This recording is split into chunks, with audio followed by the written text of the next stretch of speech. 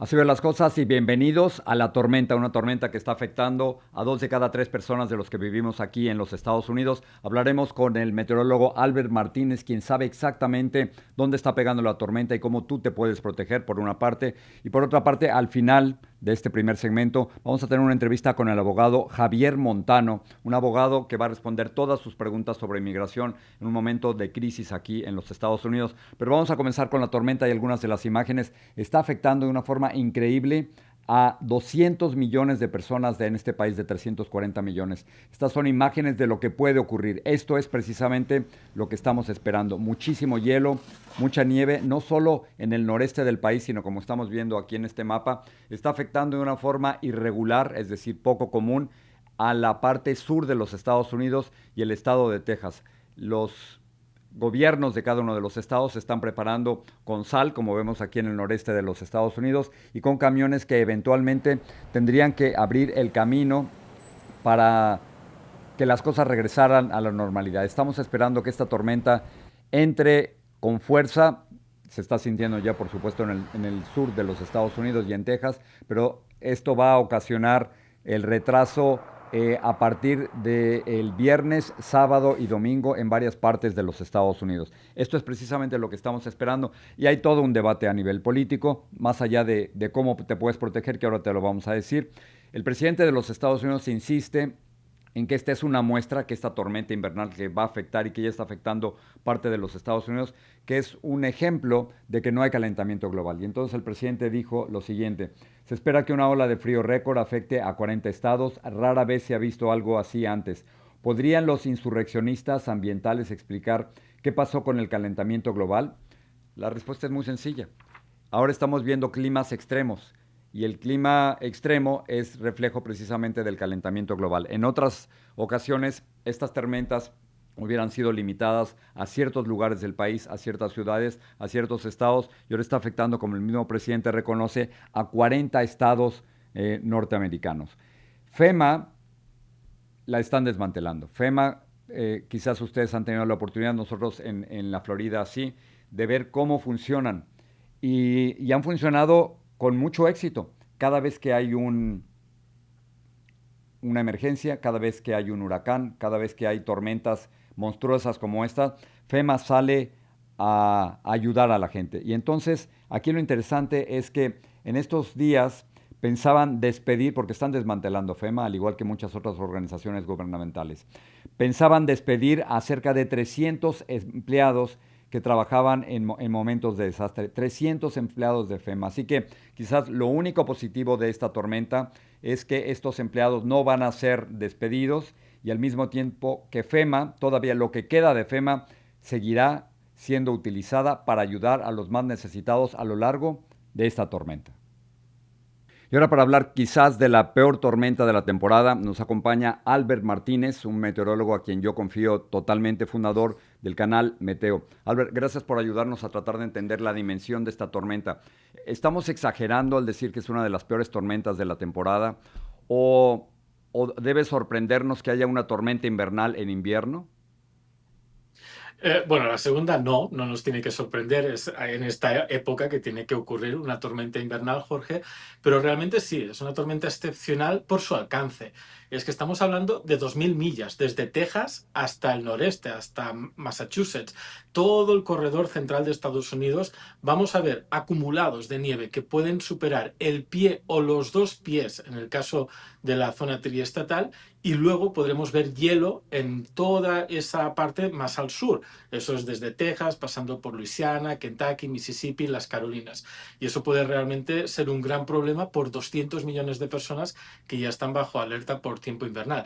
De hecho, podríamos decir que no es excepcional que ocurra en esta época, pero sí que sea tan grande y tan extensa. Hacía como mínimo 5, casi 10 años que no lo veíamos. Yo me lo hubiera esperado en el noreste. Acabo de bajarme de un avión de Nueva York y la gente estaba huyendo, yo incluido, huyendo del noreste. Pero no estoy tan acostumbrado a tanto frío en el centro del país, en partes de Texas, por ejemplo, en Luisiana. No, eso ha sido lo excepcional y más frío que vamos a tener. Y eso es el famoso vórtice polar, ¿no? Esa masa de aire fría que tenemos todo el año en el polo norte, de vez en cuando se descuelga, ¿no? Exacto, hace como una Se lengua. bajó, ya. Exacto. Y bajó tanto que, por ejemplo, para poner un número, en Bismarck, en Dakota del Norte, las temperaturas de sensación esta semana están en menos 35 grados. Eso significa que la piel expuesta a ese frío en 10 minutos se puede congelar.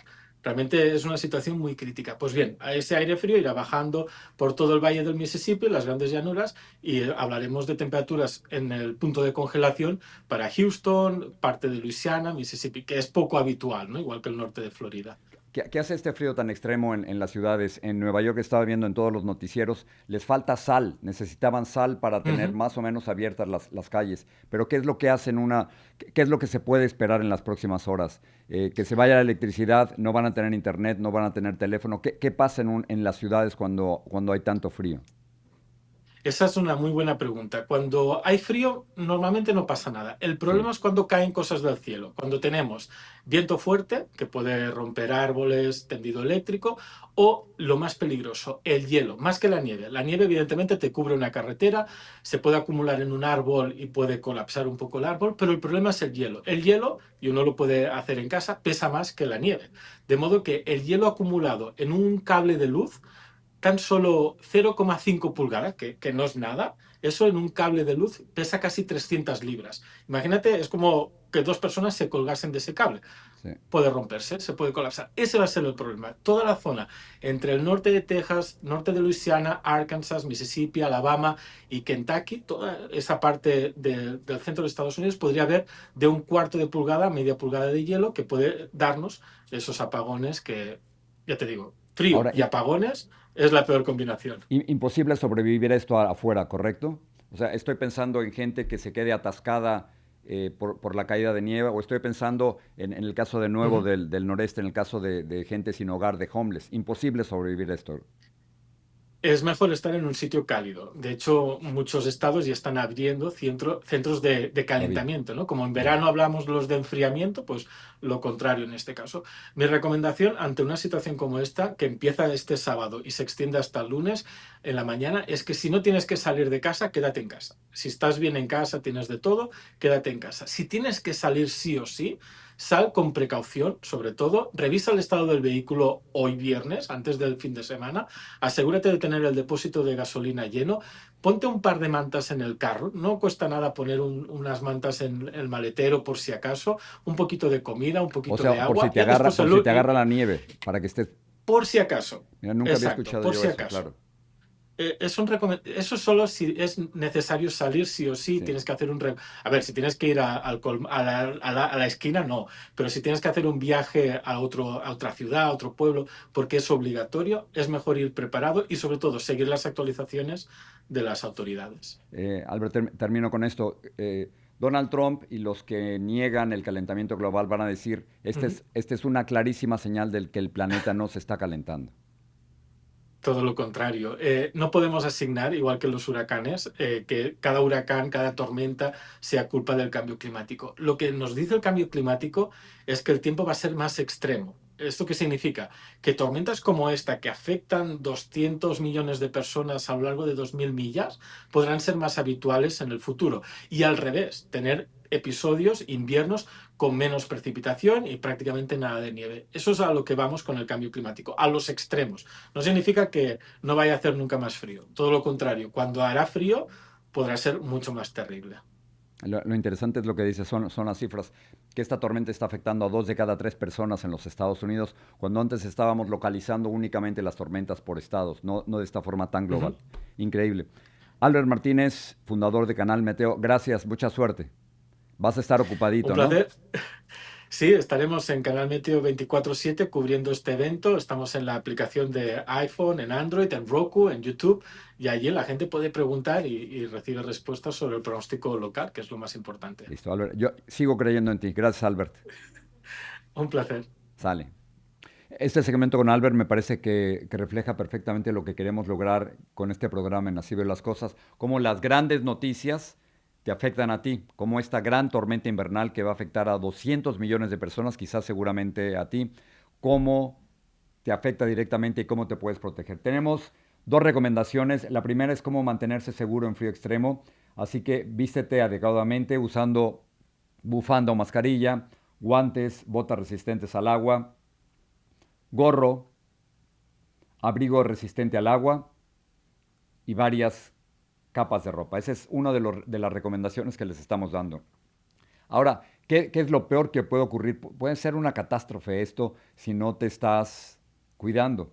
Peligros del clima del frío extremo ¿cuáles son los síntomas de hipotermia? Nos parece que es muy importante que tú y yo sepamos detectar qué es lo que puede ocurrir con el frío extremo. En adultos hay escalofríos, agotamiento, confusión, torpeza en las manos, pérdida de memoria, habla arrastrada y somnolencia. En el caso de los bebés, piel roja brillante y fría. Yo no sabía eso, por ejemplo, en el caso de los bebés, y muy baja energía. Así que estas son algunas de las principales recomendaciones que te estamos dando sobre cómo enfrentar esta crisis debido a la tormenta que está afectando de nuevo a la mayor parte de los Estados Unidos. 2/3 partes del país están siendo afectados.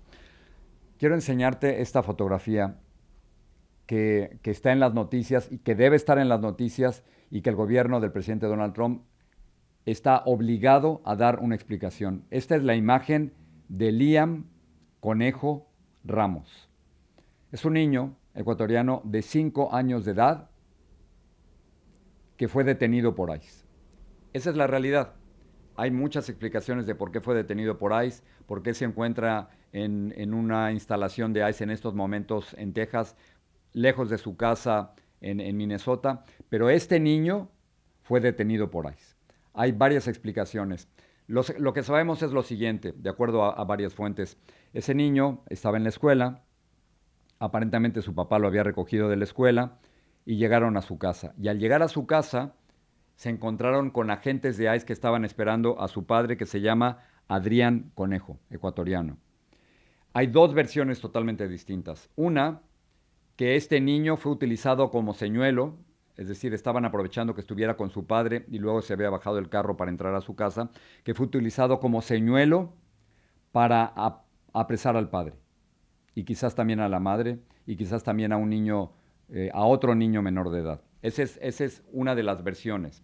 Otra de las versiones, la versión oficial, es que el niño había sido abandonado, esa es la palabra que está utilizando, es que había sido abandonado y que el padre estaba huyendo. Yo no conozco todavía a ningún padre que abandone en el frío de invierno a un niño de 5 años, pero la versión de ICE es que supuestamente el padre había abandonado al niño.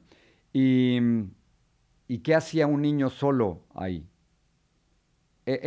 No tiene mucho sentido decir que había sido abandonado cuando el mismo padre lo había recogido de la escuela y su madre se encontraba en la casa. La versión de la superintendente escolar que fue a visitar a la madre después de todo esto es lo siguiente, que efectivamente la madre estaba adentro, que estaba muy afligida después del arresto del padre y del niño. A ver, de nuevo, aquí tenemos que acordarnos, han arrestado a un niño de 5 años de edad, la madre estaba comprensiblemente afligida, y luego aquí hay otra versión distinta que me parece que es importante que sepas. Aparentemente, la madre le dice a la superintendente escolar que no quiso abrir porque el papá le gritaba desde lejos que no abriera la puerta. Nos encontramos, y ahora para tener el retrato completo de la situación, con una madre que aparentemente está embarazada, y no solo está embarazada, sino que tiene otro niño de 13 o 14 años de edad. Ahora vamos a ver el arresto del niño y de lo que está haciendo ICE, la migra, aquí en los Estados Unidos, deteniendo a un niño de 5 años. Aquí es importante que veamos lo siguiente. Una cosa es lo que dicen nuestros ojos, lo que vemos, y otra cosa es la versión oficial. Lo que dicen nuestros ojos, yo le creo a mis ojos, es que ICE, con agentes rodeando a un niño de 5 años, lo suben a una patrulla o a una camioneta negra de ICE. Aquí el video.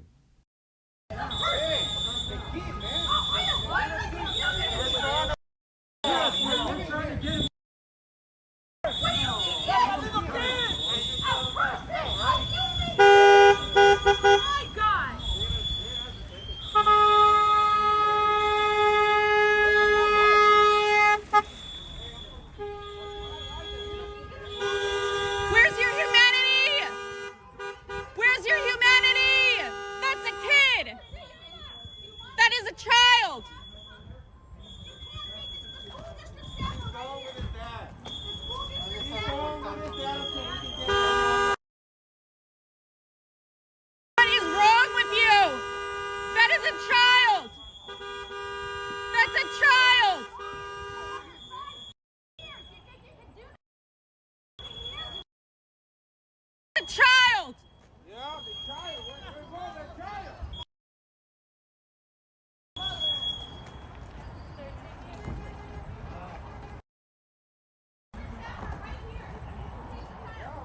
La gente claramente gritándole a los agentes, es un niño. Y nosotros creo que tenemos que repetir exactamente lo mismo. Es un niño. Están deteniendo a un niño de 5 años de edad. Eso es lo que está haciendo el gobierno del presidente Donald Trump. Y luego los gritos de algunos de los testigos y de los vecinos gritándole a los agentes, ¿dónde está tu humanidad? Conté 6 agentes que estaban rodeando a este niño de 5 años de edad. ¿Se necesitan 6 agentes para hacer eso? Imagínense, yo me lo estoy imaginando como si fuera un hijo mío, el trauma psicológico de este niño. Primero, que llega con su padre en el auto, se queda solo y luego es llevado a una camioneta con 6 agentes rodeándolo. Vamos a ver otra vez el video. Pocas veces hacemos esto, pero me parece que es importante porque este es un caso extremo. Quiero que juntos, que tú y yo volvamos a ver el video. Van a ver en la parte superior izquierda, caminando en silencio, un niño de 5 años de edad rodeado por 6 agentes de la migra.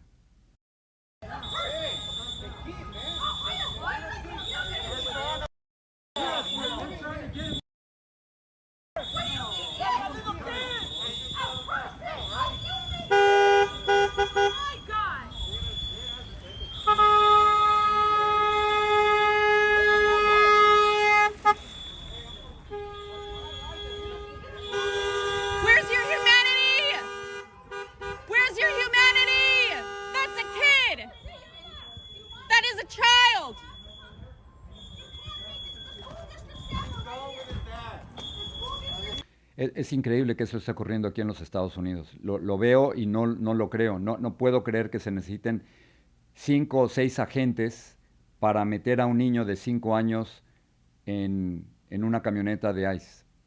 Y hay todo un debate. De nuevo, el gobierno sigue insistiendo de que el niño había sido abandonado. ¿Cómo va a ser un niño abandonado frente a su casa? Pero bueno, la versión oficial es que el niño había sido abandonado frente a su casa y que el padre estaba tratando de huir.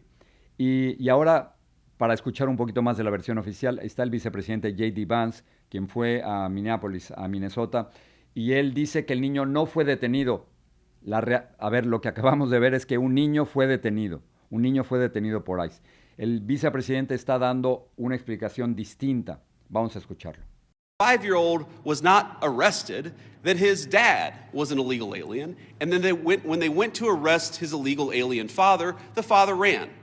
So the story is that ICE detained a 5-year-old. Well, what are they supposed to do? Are they supposed to let a 5-year-old child freeze to death? Are they not supposed to arrest an illegal alien in the United States of America? If the argument is that you can't arrest people who have violated our laws because they have children, then every single parent is going to be completely given immunity from ever being the subject of law enforcement. That doesn't make any sense.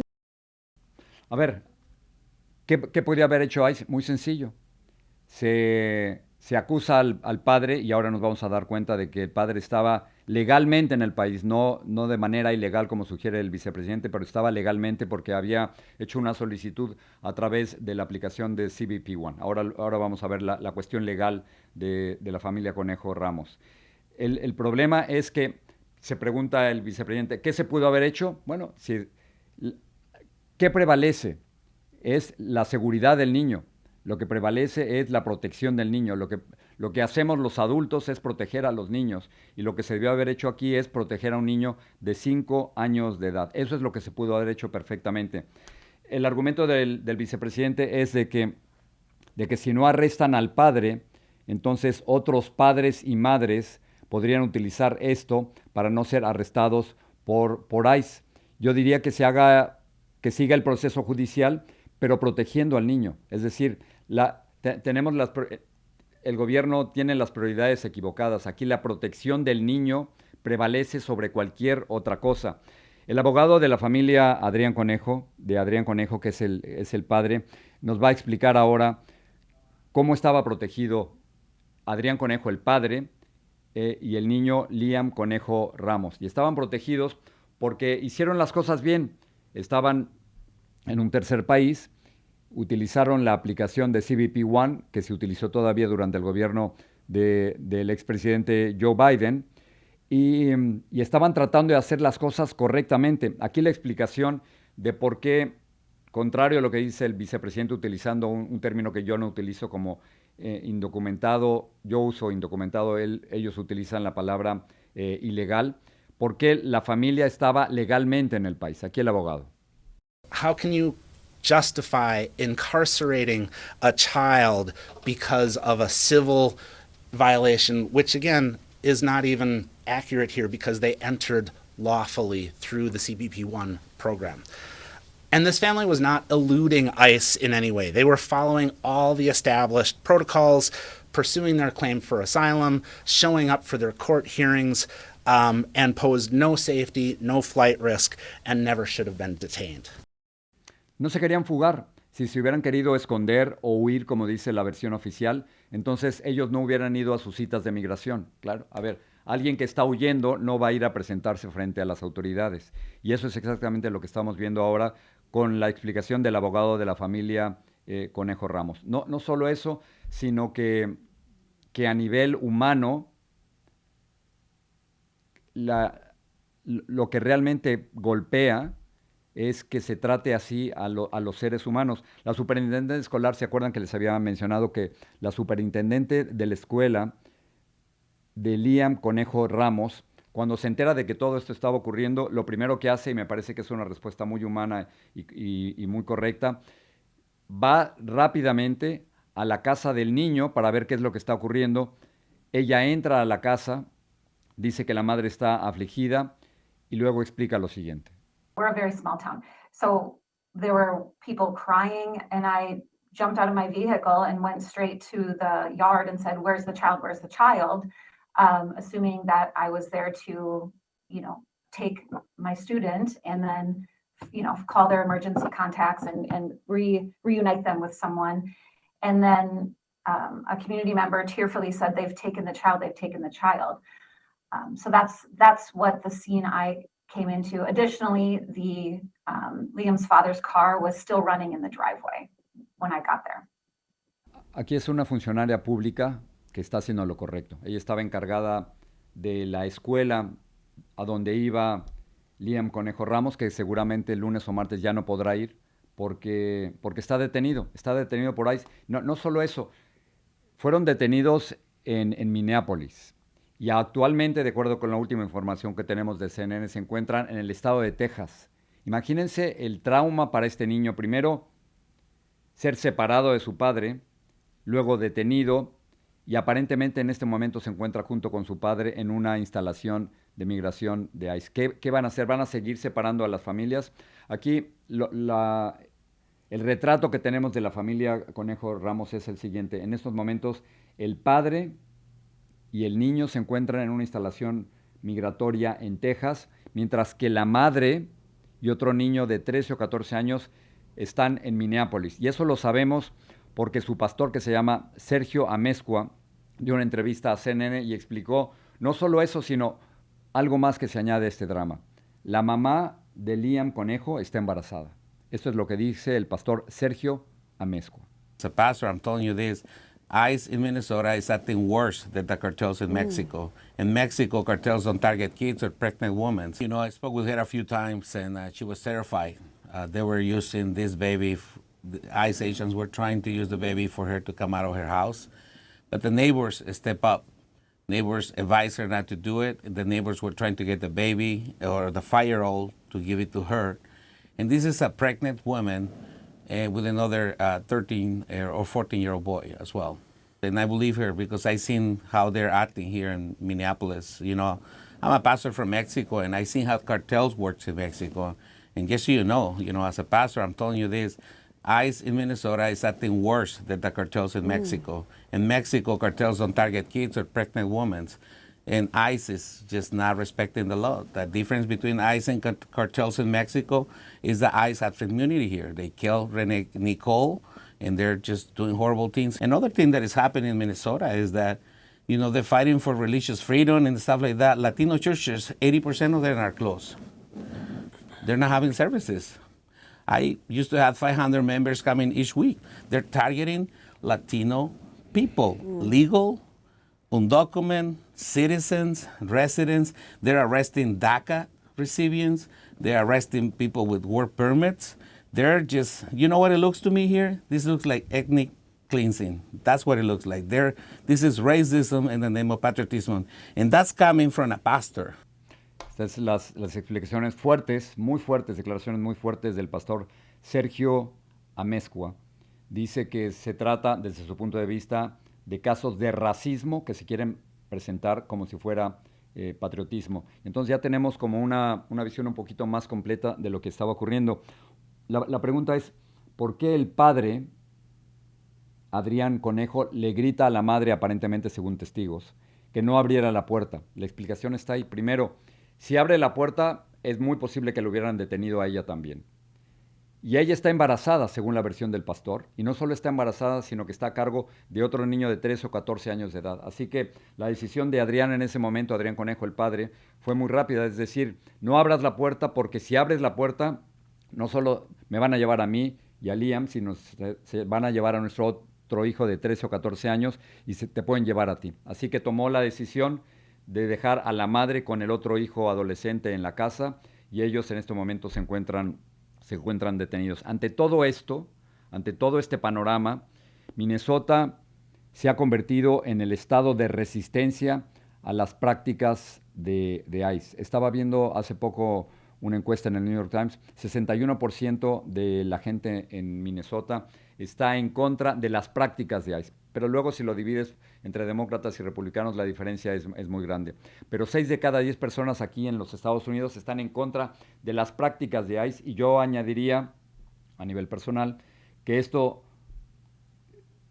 se incrementa cuando veamos y cuando veas a un niño de 5 años ser detenido por agentes de ICE. En estos momentos hay una huelga general este viernes en Minnesota, en donde varios empresarios y dueños de tiendas han decidido cerrar como protesta por las prácticas de ICE. No me quiero extender mucho más en este caso, pero vamos a seguir muy de cerca el asunto de Liam Conejo Ramos, un niño de 5 años de edad, de origen ecuatoriano, que sus padres habían solicitado refugio y asilo en los Estados Unidos, y que en estos momentos, mientras tú y yo estamos hablando, en estos momentos está detenido en un centro de detención migratoria en Texas. Muy bien.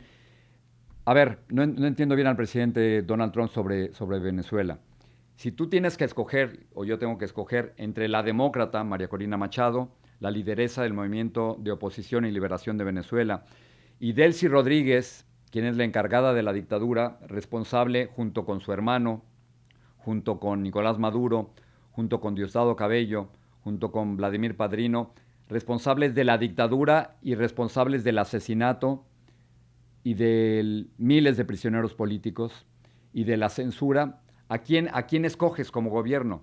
Bueno, aquí Donald Trump, en una declaración en el Air Force One, hace una comparación increíble entre María Corina Machado, cuyo nombre no se lo conoce completo porque solo le llama María, y Delcy Rodríguez, la encargada de la dictadura, que de acuerdo con varias fuentes estaría tratando de venir la próxima semana hacia los Estados Unidos. Aquí, la increíble comparación que hace Donald Trump con María Corina Machado y con Delcy Rodríguez. I also spoke with Maria today, who I like a lot. But Delcy's showed very strong leadership so far, I have to say. That we're moving in, to the United States, millions of barrels of oil as we speak. You know that. You see what's happening. Over 50 million barrels of oil is already moved or moving into the United States, and much more to come. And we're working with them, and they'll get some of that, and we're going to get some of that. And it'll be divided up, and our country will become richer, and that means our taxes are going to be going down, and they will do better. Venezuela's going to do better than they've ever done. Even with us, taking a very fair piece of it, Venezuela will do better by far than they've ever done. It'll be very rich, and she has done a very good job. A ver, sí, el petróleo es muy importante, pero mucho más importante es la democracia, mucho más importante es la humanidad de 30 millones de venezolanos. Mucho más importante es el futuro y el destino de 8 millones de venezolanos que decidieron salir de su país. La democracia prevalece, la democracia debe ir por delante del interés económico, del interés petrolero, y aquí me parece increíble que el propio presidente diga que Delcy Rodríguez está haciendo un gran trabajo, que tiene un gran liderazgo, cuando el liderazgo es precisamente para dirigir un régimen totalmente represivo, un régimen que actualmente tiene más de 700 prisioneros políticos. Mientras tú y estamos hablando, hay 700 personas que se encuentran en estos momentos en las cárceles de Venezuela, en un régimen que ha cometido fraudes electorales en el 2013, en el 2018, en el 2024. Ese es el tipo de liderazgo de Delcy Rodríguez, quien por cierto quiere venir la próxima semana a la Casa Blanca, y esa visita no se ha confirmado todavía y se está negociando. Termino con TikTok. Si tú sigues TikTok, y nosotros tenemos cuenta de TikTok, y nos parece que es una plataforma muy importante para comunicar nuestras noticias, ¿sabías que el gobierno de los Estados Unidos le había puesto un límite para cerrarlo? ¿Por qué?